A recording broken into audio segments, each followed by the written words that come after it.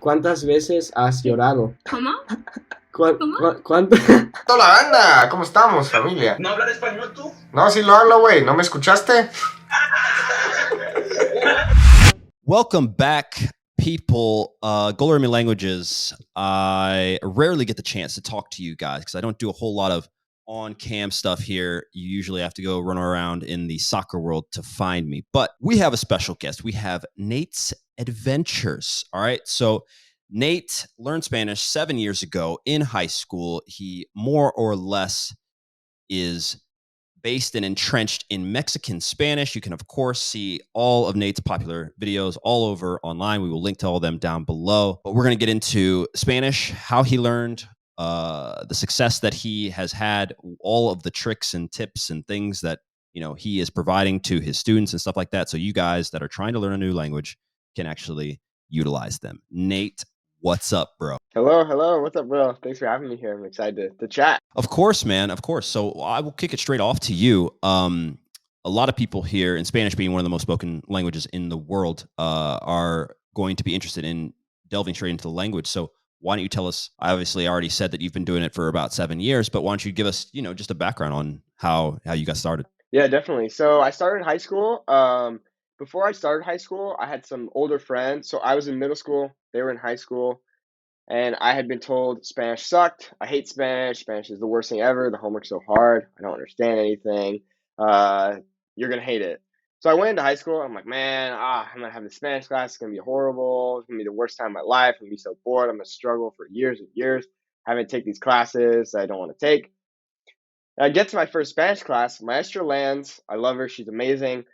And I remember after the class just being so confused because I was like, man, this is amazing. I was like, I can make all these weird new sounds, and now these new people can understand what I'm saying to them. And so, being from Southern California, I have a lot of Spanish speaking friends. So I go up to my one of my best friends, Luis, and I'm like, hey Luis, I just learned some Spanish. Would you mind if I practice with you or see if you can understand? So yeah, go for it. So I say, my horrible accent. I'm like, oh, buenos dias, and he's like, oh yeah, that's like good morning. I'm like, what? Wait, so you understood what I said? He's like, yeah. I'm like, whoa, I don't know, I had never considered that before. So yeah, that's kind of how I started. It's just high school classes. So, in all of that time, because a lot of people are going to have the understanding, like a lot of your friends did, which Spanish sucks. I can't learn this. Obviously, this is we're talking from an American aspect. I also grew up in the U.S. I also took Spanish classes in high school.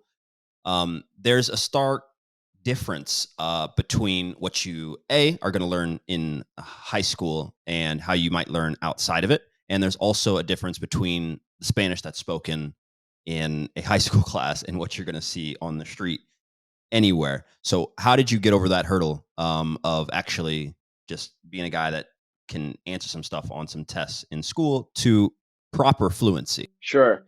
Yeah, I think the biggest help for me was just having so many Spanish speakers around me. I That's a luxury that I've been able to have that I know a lot of people don't have. And that's something a lot of learners struggle with is finding people to practice their spoken Spanish with. Um, but that was really kind of what I was doing. It was learning the boring like grammar stuff that like no one really paid attention to in the class. And then saying like, okay, I learned about this preterite tense thing, still don't really get it, but I'll try to practice with like Aaron or Jose or Luis or Frankie or whatever, and let's see if they, understand me. And then it was just making a lot of mistakes and making a lot of errors and like going out to restaurants, practicing with people, just not being afraid to speak with random people. Be like, hey, I'm learning Spanish. I hear that you speak Spanish. Is it all right if I practice some stuff with you? Like, yeah, go for it. And then that was kind of how I'd be like, oh, blah, blah, blah. And he'd be like, dude, don't say that. That's so wrong. Say this. And I'm like, oh, okay. So that's kind of, I think, how I started to learn the more quote unquote like real world Spanish. Yeah, which is always a challenge. I mean, there are some languages that don't stray too far that don't stray too far away from their formal type of speak. But Spanish is not one of them. It's very very varied from country to country to culture to the socioeconomic status and state of the person, their background, etc. And it can be very, very wild. So my next question actually has to do with what to do as a complete beginner, or and essentially because I think a lot of the world and a lot of the people that we'll be speaking to are these people who had a small basis in Spanish in high school and gave it up, but probably always harbored that dream of like, God, it would be nice to just like speak Spanish, because every time they're in a situation where they think I took Spanish in class, I should be able to do something, they can't do it, right? So I know you teach quite a bit you're very popular, obviously on YouTube and across the internet. How do you start people who are just having their beginning class in Spanish, or that reinitiation with the language? Where do you start? Sure. I typically like to teach students like basic words and phrases, which not exciting, not glamorous, but I think in my own experience, when I learned just really boring basic stuff, ¿Cómo te llamas? Mucho gusto. All of these different things um, gave me the confidence, because when I went and I would practice my little phrases and I would say to someone, hey, ¿cómo te llamas? And they would say, oh, me llamo, blah, blah, blah. I'm like, oh, okay, yeah, me llamo. I learned that. I know that. It gives you the confidence and it gives you the motivation to say, oh, wow, okay, I can say things and people understand what I'm saying, and I can more or less understand what they're saying. So I think it's like initially getting that kind of interest and like realization that, oh, I could really do this. Um, and then I honestly think that my opinion on this is more unpopular because it's less glamorous, but I think it's super important to start learning some basic grammar stuff. Whether you want to do that through a book or a course, whatever. Um, because once you can learn some basic rules, it makes it much easier to remember and learn new things later on. Um, so, if you have no knowledge of how to conjugate, regular verbs into the present tense or the preterite tense, when you go and learn a new verb, you might think, oh man, I have to remember all these different little things. Whereas if you know the formula, then you can say, cool, it's plug and play. I already know I can learn any new verb and instantly be able to put it into the present, the preterite, the imperfect, pluscuamperfecto, whatever. Um, and then just get speaking. That's the other thing, is just start speaking. I think connecting with the culture and the people is how you're going to get motivated and more interested. So you're 100% right, as grammar is beginning to start to take a back seat now for most polyglots, or people who are able to speak at a sufficient level.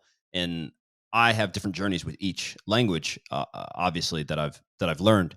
And I would say that is, I agree with you in the sense that there should not be a there shouldn't be an overemphasis on grammar at the beginning.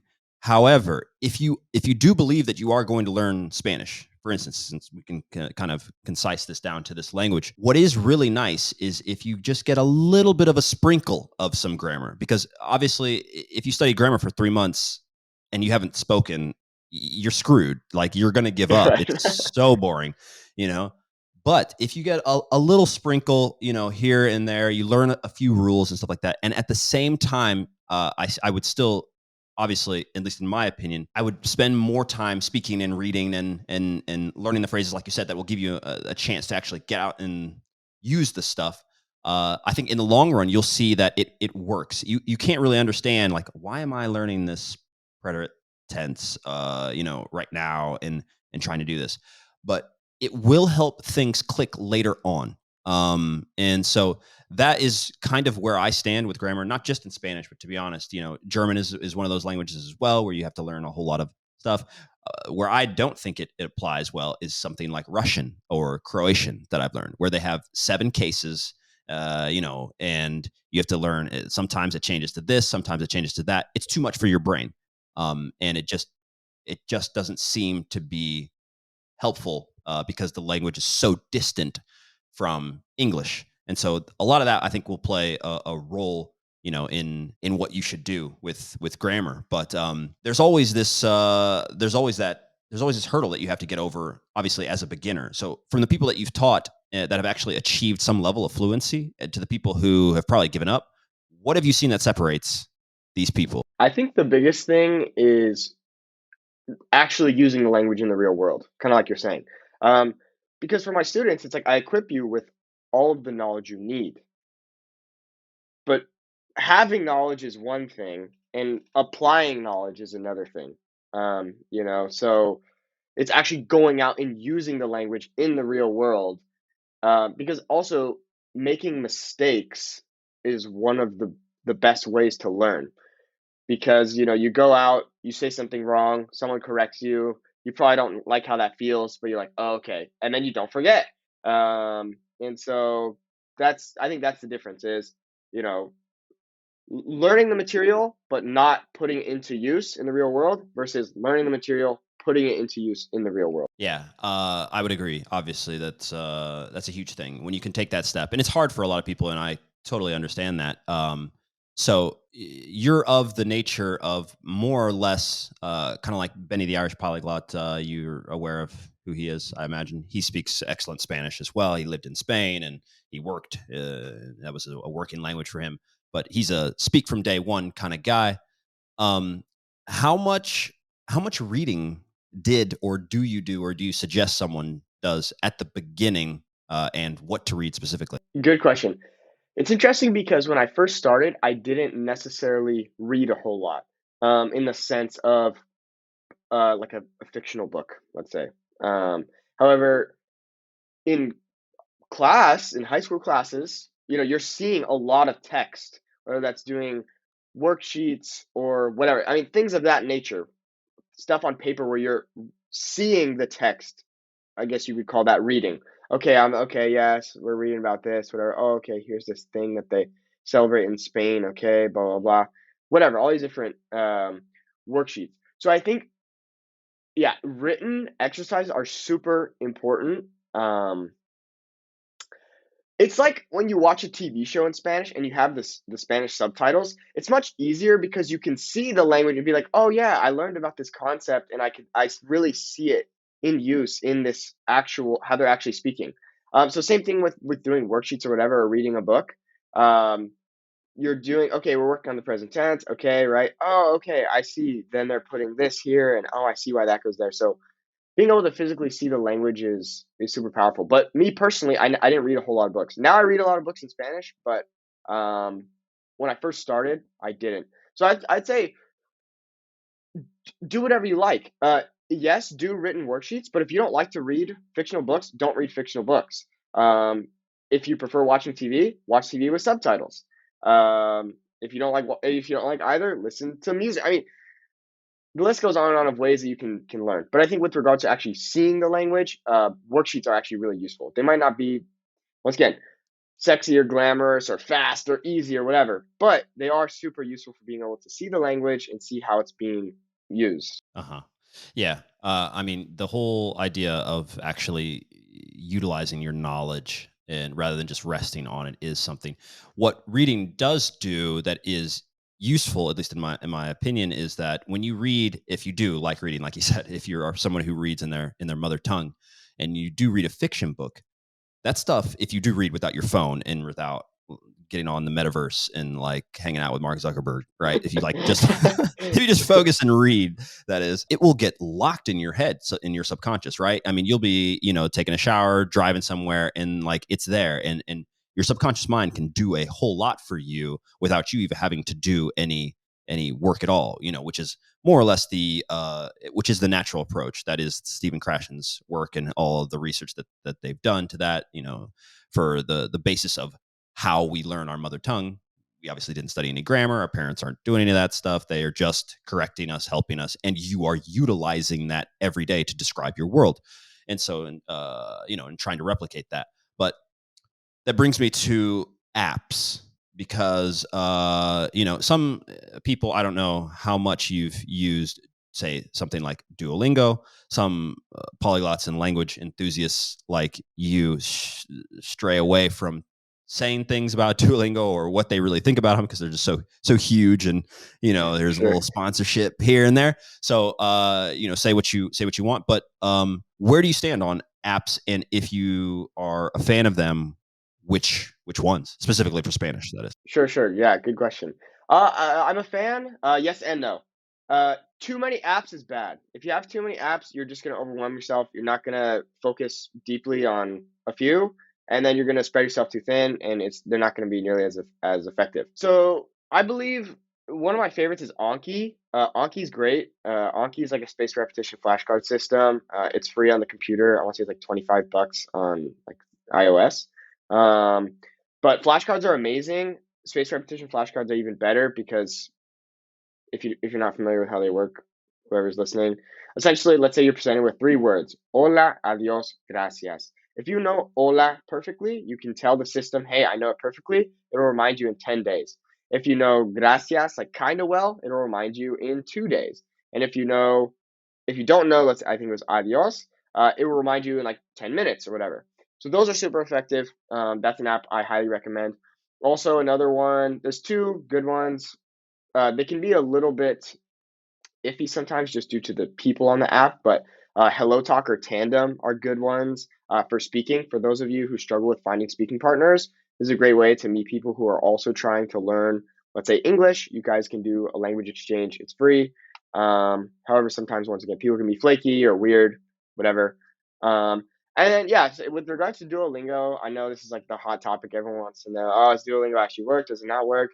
I think Duolingo is actually a great supplement to whatever you're learning because, once again, Duolingo is great for maybe learning some new vocabulary and stuff and learning some basic sentences and phrases.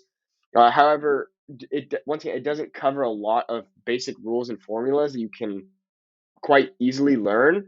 If you go into Duolingo and it says like yo bebo agua, you might not understand that bebo is being conjugated into the yo person because it doesn't teach you that.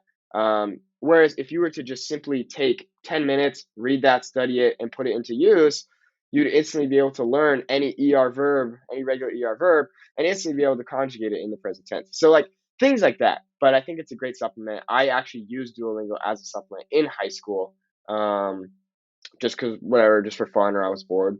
So that's what I'd say. But don't get too many apps. Yeah. I mean, I would agree with you. It's hard to believe, and I'll throw this to you. Do you think that you could become fluent just using Duolingo or just using an app? No. However, I mean, if you're only using Duolingo, I mean, I think you could do okay. I think it comes back to that idea of there's plenty of knowledge to be found on Duolingo, but it's more so taking that and putting it into the real world.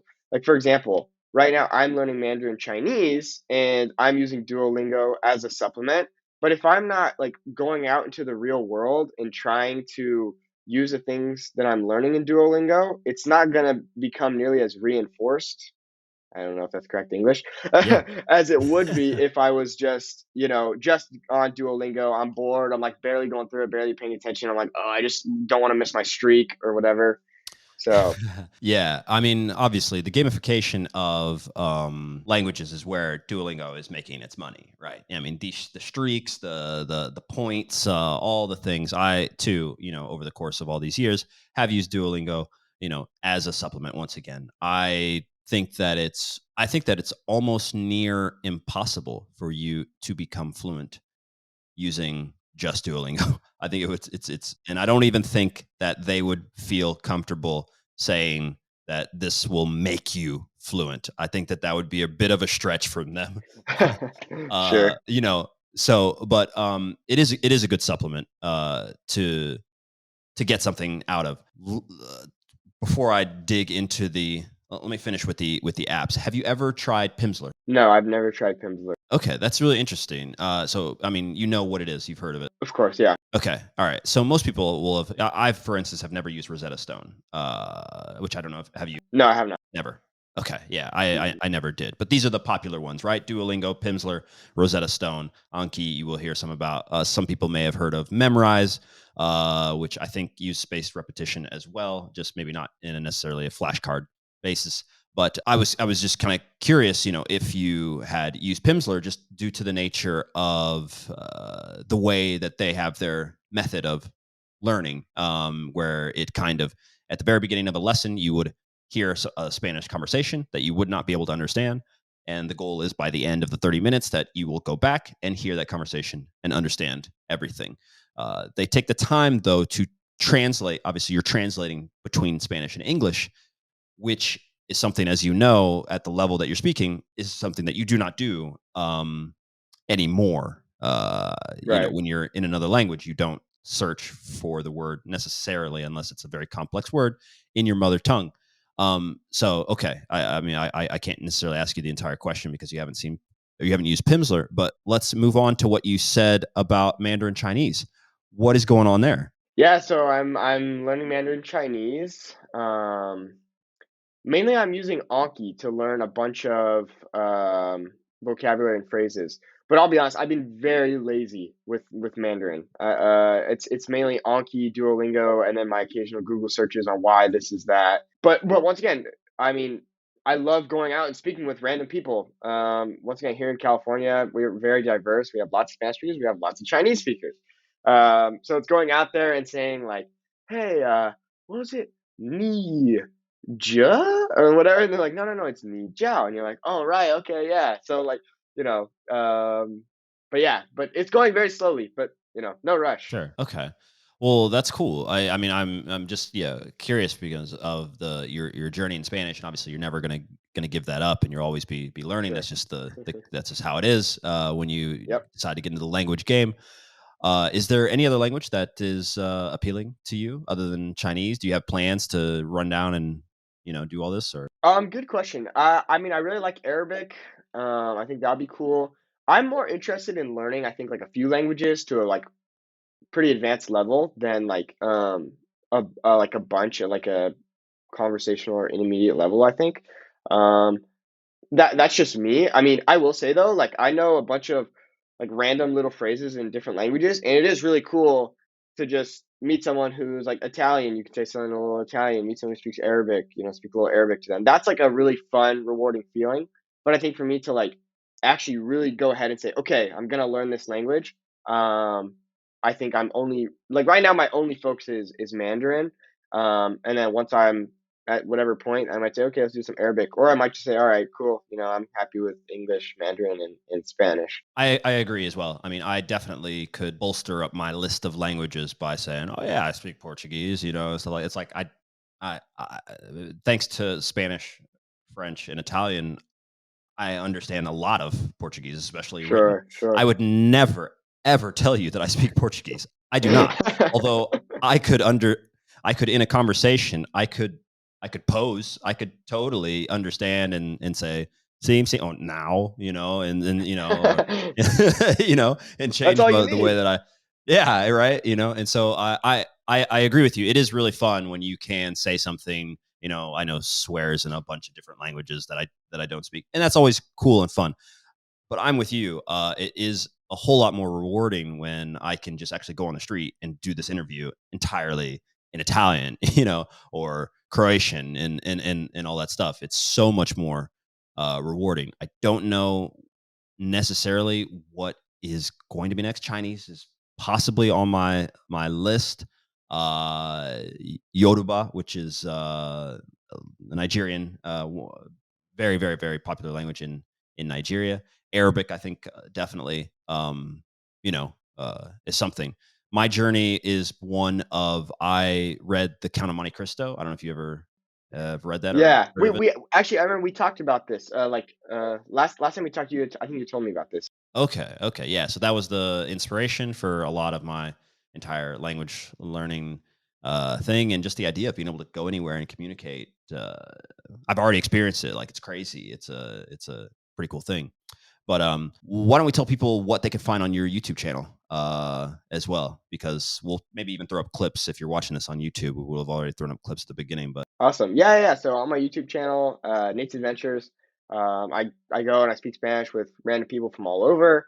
A lot of times it's silly things, surprising people with my Spanish. Like I had said earlier, a lot of times people confuse me to be Mexican due to my Spanish and the way I speak it, which is pretty insane to me, but really cool. And then I do different like cultural videos, going out, trying different foods, traveling. And then actually, I've just recently started a new channel just called Spanish with Nate, where I'm it's more of like a teaching style where I'm teaching you different phrases or maybe grammar concepts or whatever, as well. Yeah, yeah, definitely, and I mean, he's being modest. Yeah, no one can confuse. You could totally go with it. I mean, you guys will check out all of the videos and see the random Mexican, mainly speakers, just being like, "You're Mexican, though, right?" And he's like, "No, Yeah. no, I'm not." But yeah, so all the time, I actually enjoy a lot of those videos, and that's really cool. We will for sure in the hopefully near future make some videos for Goloremi Español, and maybe we'll come back here on Goloremi Languages and do a conversation all in Spanish. Maybe we'll loop in. I got a couple other Spanish influencer slash polyglot or polyglots that also speak Spanish, happen. And I think it would be kind of cool just to have a entire conversation with a few people in Spanish, also talking about their journey and things like this. I find a whole lot people that have taken the time, like you, to learn to a high level. When we put them with someone else who's done the same from a different angle and different culture, and this whatever this Russian guy who learned Spanish to a very high level. Uh, a whole lot of commonalities come out of those conversations that I think are really, really useful for someone who's just like, who thinks they could never do that. Which I'm sure you run into a whole bunch of people who think that they're never ever going to be that. And I don't know if you went through that because you seem to have the right mentality of just like kind of getting out there. But did you go through that whole thing? Yeah, of thinking that I would never become fluent. Yeah, everyone has this one, maybe even, or that you could even do it at all, or that it was going too slow, or that people hit these hurdles either before they start or right after they start and they quit. Did you have that? Not really. The only reason is because I didn't have the goal of becoming fluent, which sounds weird. I just really liked it. I was like, man, Spanish is really cool. And I liked it, and I just was like, oh yeah, I'll just keep learning because it's super fun. But it was never something where I'm like, I need to have perfect Mexican Spanish so that, I speak the best Spanish in the whole world of any foreigner. It was never any of that. And I think that's the problem is like it's so I don't know if it's just marketing from businesses or whatever, but like this idea of like, oh, you can learn a language so fast. Oh, it's so easy, like all of this stuff. Unfortunately, that's just not the reality. But I will say you just gotta have fun and you gotta enjoy the process. With any big undertaking, if you want to learn the piano, the guitar, anything you want to learn how to do ceramics, whatever. There's gonna be a learning curve. It's gonna take time, but if you're going through it, taking it way too seriously and making yourself miserable, saying, "Why can't I speak like my cousin John? He started last week. I started a year ago. He's way better than me." Frankly, who cares? You just need to have a good time, have fun, and just baby steps. Work towards it every single day. That's way more important than like trying to achieve this like god level Spanish or fluency in whatever language you're trying to learn. In my opinion, that's not what it's all about. It's about connecting with people, having a good time, learning about a new cultures, and yeah, so I think that's way more important. Totally, totally agree. I mean, I think that's probably the thing for me, much like you, that has no issues being wrong when I first start learning a language and speaking, because I don't. If I never reach perfect, top level, the greatest Croatian, German, whatever, I don't care. I was never Right. trying to do that. I don't care. I want to understand you, and I want to be understood. End of story. That's it. I constantly will work on the things like my pronunciation and learning new words and my accent and all that stuff. But like, it's not about that. It's just, I just want to communicate. And at least having that as a goal takes this huge burden off of you in order to just chill and do what you want to do. I will say for sure though, and I don't know if you will remember this moment uh in your learning, but you will go through, like you said, and by the way, for sure, it is marketing. I mean, in America, obviously, we are marketing on steroids. We have to say that There's how many videos? I actually can't wait to do a video, some sort of spoof or make fun of. I learned Spanish in 3 days. How I learned Spanish in 60 seconds. I think that's what I'm going to name it. Right. Something like this. Right. Right. Because that's not the case. No, but one of the coolest things ever is going through that grind, and then you go through the grind, and it is a little gradual. But then if you're consistent, it stops being gradual, and then the graph just starts to go up. You just start realizing in conversations that like I can speak this, I see this, I'm thinking like this, and so if you just get through that, it goes like this. But then it just goes straight up. It goes straight up, and it's a while before you hit your newest wall, where you've got to, all right, now you've got to get some upper level, understanding what it to speak about rocket science in Spanish, but that's the coolest thing. I don't know if you remember that moment when you had that switch when you're like, I can speak Spanish, Sure. Yeah, I did. I think for me, it wasn't necessarily like, oh my gosh, I can speak Spanish. It was just like one time I realized, I'll tell you, but like one time I had this like experience where I was just like, wow, like this is one of the craziest things like I've ever, like this is one of the best things this is one of the best decisions I ever made. Like I can't believe I can just like converse with like random people now. But yeah, I totally understand. Before I tell you that story, like for everyone who's listening, I think the biggest thing that holds people back from learning a language or doing anything that's remotely difficult is just the motivation and the negative self-talk. I've had so many students who are totally capable, they understand well, but it's their own I'm not good enough. It's it's taking so long.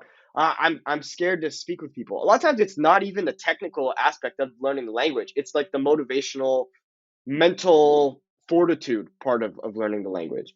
Um, so, anyways, for everyone who's listening, just relax, go slow, have fun. But anyways, that story was one time I was walking by my house, and I was walking by his house that was getting painted, and there was this guy outside who was like painting their mailbox or something. And I heard him speaking Spanish with his like friend who was painting the house, whatever. And I said to him, like in Spanish or something, like, "Hey, good afternoon," or something like that. He's like, "Oh, like good afternoon. You speak Spanish?" And I was like, "Oh yeah, yeah." No, no. And then whatever, we had this, like really basic, surface level conversation, so boring. And then I was like, "All right, hey, have a good day, whatever." And then when I said goodbye to him, he said, "Thank you." And I was like, "Why are you saying thank you?" He's like, "Oh, like, thank you for learning my language because I've never met anyone like you."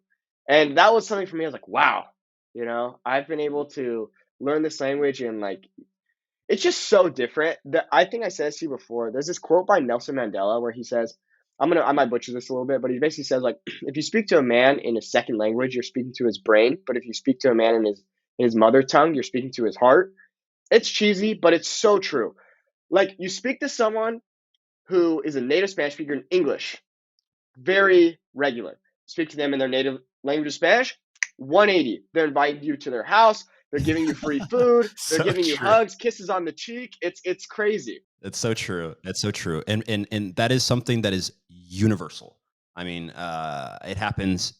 It's actually pretty funny. I mean, now I sit in Zagreb, right, as a black guy, and it just will never get old. It's obviously it's funnier when I'm not in this part of the world.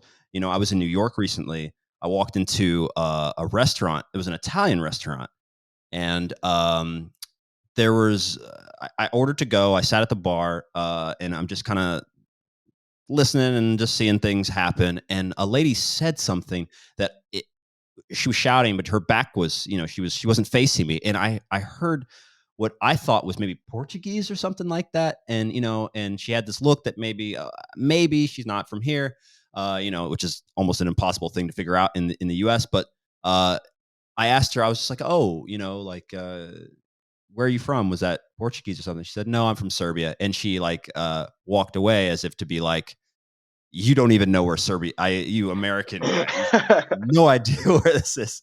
Little does she know, I obviously I played in Belgrade, and that was one of the first Eastern European languages that I learned. And so I immediately start saying stuff, in Serbian, and it looked like her brain broke. It looked like she didn't know what to do. And when she recovered, she started telling everybody behind her who were the Serbian staff. It turns out everybody that works there is Serbian. And so they all stopped serving their people. And a little small army of waiters and hostesses had gathered around me so we could speak. And I'm like, oh, I live right down the street from you, and like all this stuff. And of course, what, like you said, they want to, here's free this. We love you. And it's like, I did nothing other than speak their language and say I lived there, for a year.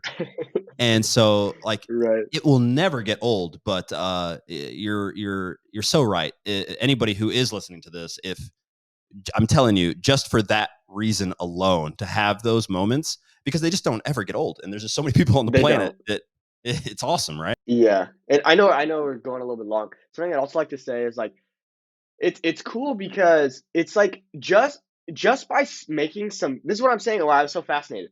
Just by making a few different sounds, just by someone, coming in to like when I used to work at a frozen yogurt store, people would come in, they think I don't speak Spanish, and then I would say something really, really basic. Hola, ¿cómo está usted? Buenas tardes. Whatever. And they'd be like, "Oh, wow." And like just with like a few words, you can tell someone so much. You can say, "Hey, I'm not going to judge you. Hey, I'm trying to understand where you come from. Hey, I'm interested in your culture." All these different things that just like the prejudices and all these negative views we have about different people from different walks of life, from different countries, whatever, they all just go away, and there's just that human connection that's just like at the core of who we are, of just like something so simple as just our language, because our language entails so much of who we are.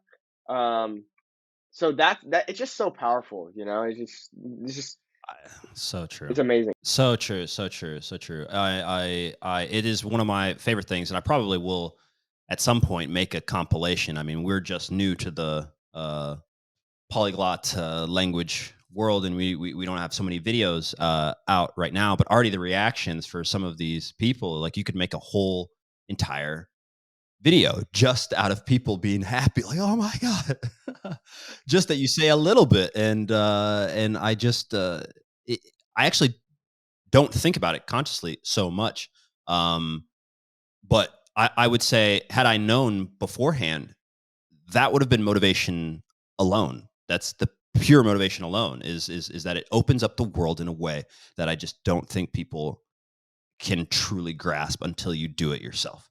Yeah, so true. So, all right. Well, listen, this has been awesome as usual. Like we said, guys, we'll of course link to everything right down below. Or if you're listening to this, I don't know if we're going to have a full podcast version of this type of stuff. It looks like most likely we will have a Go Learning Languages podcast, so that will be there. But check out Nate's Adventures. Check out what was the second channel, which I saw? Spanish with Nate. Spanish with Nate. Okay, check out Spanish with Nate. Check out Coloreme Español, of course, which is our channel just in Spanish, because Hugo Sanchez right here will appear over there. There's gonna be like 3 people like, I knew it was Hugo Sanchez. I knew it was yeah, anyway, some of you guys won't get that joke, Club de Cuervos, but yeah, anyway, guys, we will see you soon. Nate, thanks a ton for being here. We'll do this again. Awesome. Thanks, Will. Thanks for the chat.